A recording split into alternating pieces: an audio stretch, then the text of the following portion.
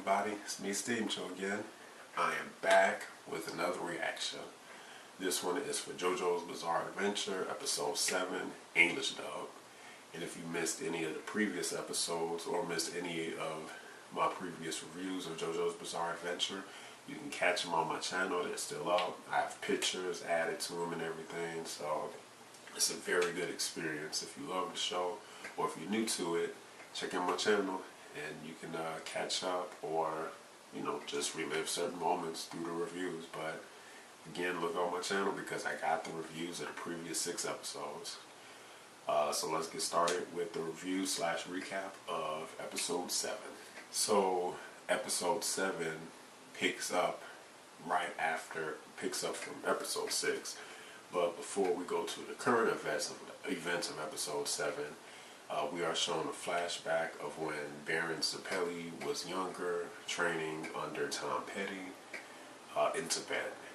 So in this flashback, Tom Petty says that Baron is ready for the full training regimen, and then Baron asks Tom if he can see his future and see how he dies.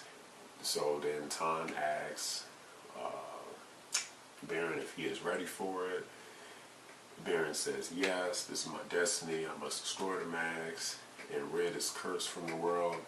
So then Tom Petty shows Baron Zeppeli his future, how he dies. He tells him that he will have to unleash a lion from his chain, and in doing that he is going to sacrifice his life. So then fast forward to current times and we see Baron gearing up to fight Tarkus. So Baron walks up and Tarkus then starts to throw punches at Baron. Baron dodges both of them. Then he jumps in the air and uses a twister-like overdrive attack where he's like spinning really fast. And then he launches it. It's like a kicking move, but he's spinning at the same time. So then he goes towards Tarkus, but then Tarkus disappears. And by the time Baron gets close to where Tarkus was, now he is above. Tarkus is now above Baron. And Baron is like, well, where did he go? Where did he go? Is he above me? Then Jojo sees, and then Jojo says that, no, Tarkus is up under you.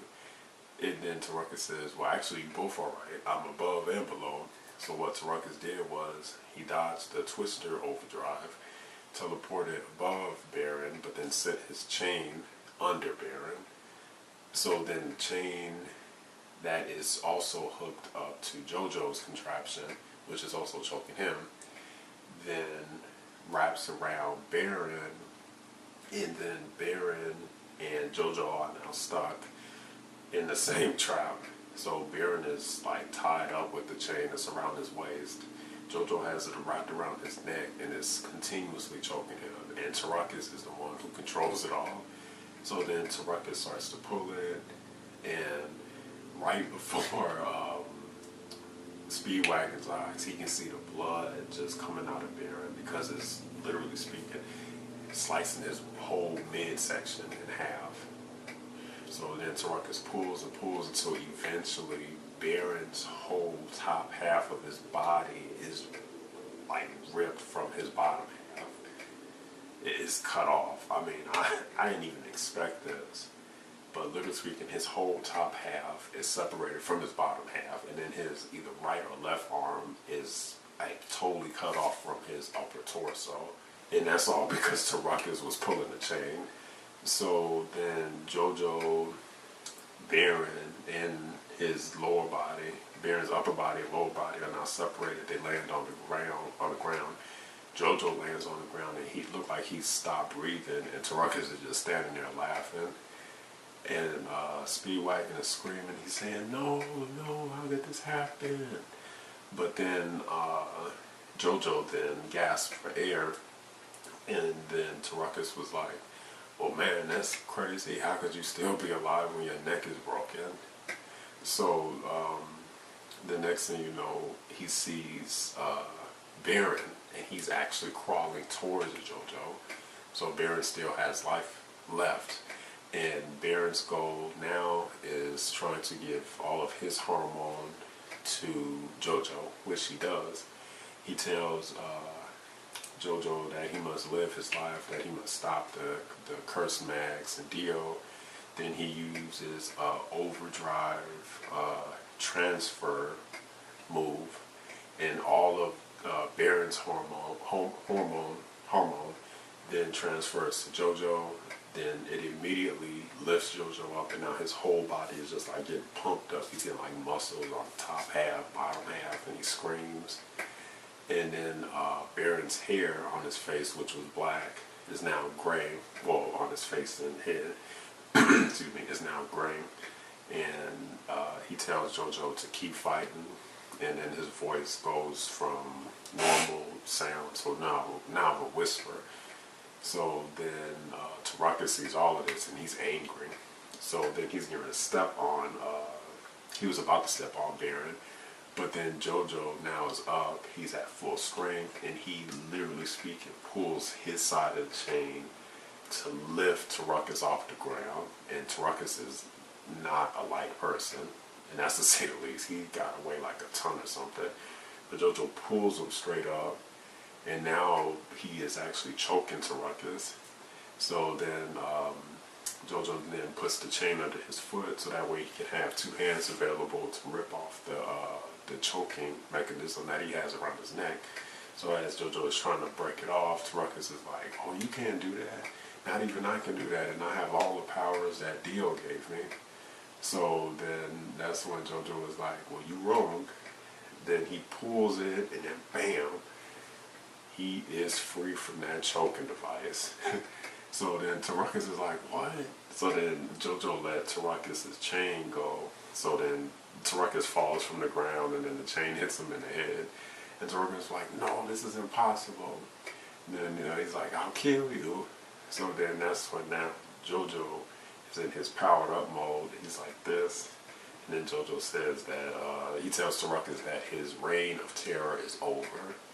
And Tarkus then breaks his teeth and then shoot him into Jojo's face. It has no effect on Jojo, but then they both charge at each other.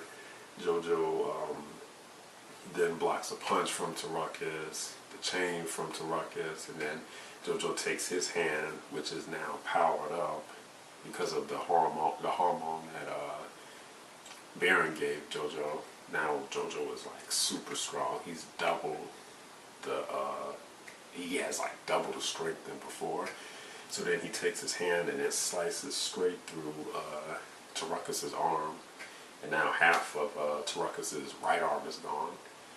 So then Tarkus is like, "What?" Speedwagon sees this, and he's like, "Man, Jojo is stronger than ever. This is unheard of. It's never been seen before."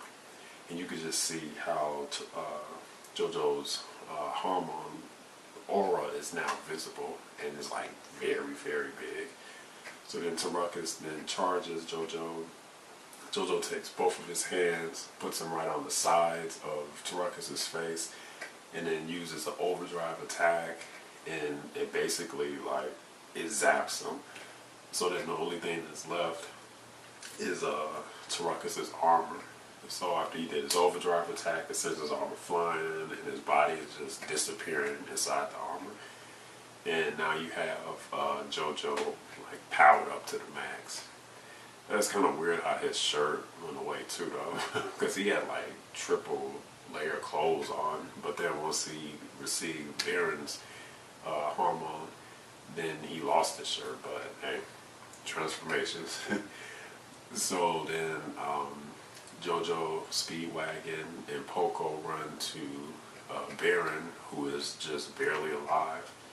But he had some lasting words, his final words, he wanted to give to Jojo, Speedwagon, and Poco. And he told them not to cry, that this was his life mission, that he felt like he passed on something that the world could use. And now Baron then told Jojo that he is now living through Jojo, and he wanted Jojo to continue to fight, continue to destroy the Max, and destroy Dio. And he told them not to cry, be happy, because okay. He lived a good life, and he was happy with how he lived his life because Baron knew he did something right. So Baron died. JoJo Speedwagon and Poco actually burned his body at the castle. You know, as a way of remembrance. You know, I thought that was a nice scene too. So then they leave the castle, and now they are on their way. They're walking the pathway to Wind Knight's Lot, where the village is, the buildings and everything. And Speedwagon says that hopefully someone is still alive, or that they all are still alive, and they didn't get attacked by Dio and his henchmen yet. And they are reassured a little bit when they see a man walking down, coming towards them. Poco realizes who it is. I think his name was Mr. Owens, I think. But Poco asked the guy if everybody was okay, if his sister was fine. So then the guy was like, yes. Then he made a joke. And then he said, your sister's going to kill you, man, you know, because you're supposed to be here earlier. So then JoJo and Speedwagon think that everything was okay, you know, that they made it there fast enough. But as they passed the man, because the man was leaving the village and JoJo and the gang was going towards the village, that's when the man then showed his true form. He was not a man anymore, he was a vampire. And he has a long tongue. He saw Poco, he wanted to eat Poco's, and he shot his tongue straight out. Well, yeah, he shot his tongue out to Poco, trying to catch him, but then JoJo intercepts it, grabs it with his hand. Then the monsters, like literally speaking, rips off his human skin and shows his true monstrous form. So then he jumps in the air, and now he's trying to dive on JoJo. And then the monster tells JoJo that no average human, can move fast enough to get away from his attack. But little did that monster know that JoJo is now supercharged. So then JoJo dodges it, knocks the monster to the ground, and mind you, he still has the monster's tongue in his hand. He knocks the monster to the ground and then steps on his face, and then like puts an overdrive blast in it too. Then rips out his tongue and shoot monster dead afterwards. So then once they got through with him, then this other guy shows up, and and he looks very crazy. But then he charges JoJo with a kick. He jumps in the air, and then he launches at JoJo with his foot out, like, you know, it's a kick move, a diving kick. So then JoJo was like, well, why is he moving so slow? So JoJo blocks the kick, but little did he know that the man was then going to pull out his hands and then kind of reach over as his feet were still out and smash, I guess, JoJo's head in, maybe, I don't know, with his two hands on the side of JoJo's head.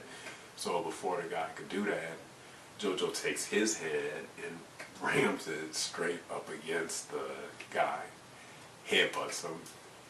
So then JoJo headbutts him, knocks him out the air, and then JoJo gets back in his fighting stance, and the guy's like, well, man, any average human would have tried to run away, but you went on the offensive and headbutted me. So then he saw JoJo was ready to fight, so then he was like, okay, wait. I just wanted to test your powers and see how strong you were. So then that's when the man introduced himself. His name is Dyer, and he was a friend of Baron for like 20 years or something. So then another guy shows up, and his name is Strazo, and he also claimed to be friends with Baron also. They all fought different monsters and stuff together. So then, out of nowhere, well, he came from the village too, but Tom Petty then shows up.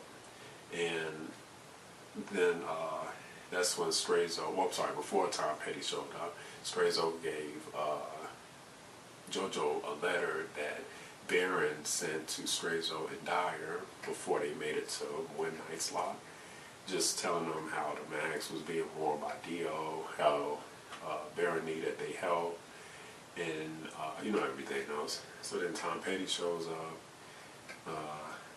then he asks what's going on, where's Baron, and that's when JoJo, Speedwagon, and I guess Punko too, told Tom Petty what happened. happened. So then Tom Petty said that Baron was finally in another realm, and then he said that just shows you how bad of a monster Dio is, and now he needs to be stopped immediately. And then that was the episode. Excuse me. So this one, in my opinion, felt a little shorter, but the biggest moment was when Baron got chopped in half, and then when he sacrificed his life, well, what the little life he had, he gave to Jojo, and now Jojo is like 2 times stronger than what he was before. But I want to see like how really strong he is. I guess Tarkus was a good showing because he was able to lift Tarkus off the ground and then, you know, block his punches and then smash his head in. But, you know, the real test will be when he fights Dio, because last time he fought Dio, he was outmatched. But this time, I think JoJo has a pretty good chance to beat him. Then the new characters, Dyer and Strazo, I kind of wonder. At first, I thought that they were good. Well, first I thought that Dyer was an evil guy, you know, villain. But then it turns out that he claims that he's okay, he's good, that he was friends with Baron. So did Strazo. Strazo said that also. And Tom Petty, I want to see like his fighting style and how strong he is. Because if he taught Baron, then he got to be pretty strong. I'm assuming. But this episode had a lot of emotions, a lot of action. And even though it felt a little shorter than the other ones, I still liked it. And this episode, shoot, hey, classic JoJo. But I gotta rate this episode, and I am giving this one 8 steams out of 10. 8 steams out of 10. Another great episode. You know, I haven't had an episode that went past or went below 8. You know, like 7, 6, 5, 4, 3, 2, 1. They've all really been 8 and up. You know. This one, I don't think was his best episode, JoJo's best episode, but definitely it was the most emotional episode so far. And this one had like a lot of emotions, you know. And another thing too, I'm shocked at how early Baron died, but it was all for character development. Now JoJo is stronger, and I think he has a better chance at fighting Dio. But can't wait for episode 8. And thanks guys for watching my review/recap of JoJo's Bizarre Adventure. Like, comment, share, and subscribe. Stay tuned for more great content. As always, steamjoe.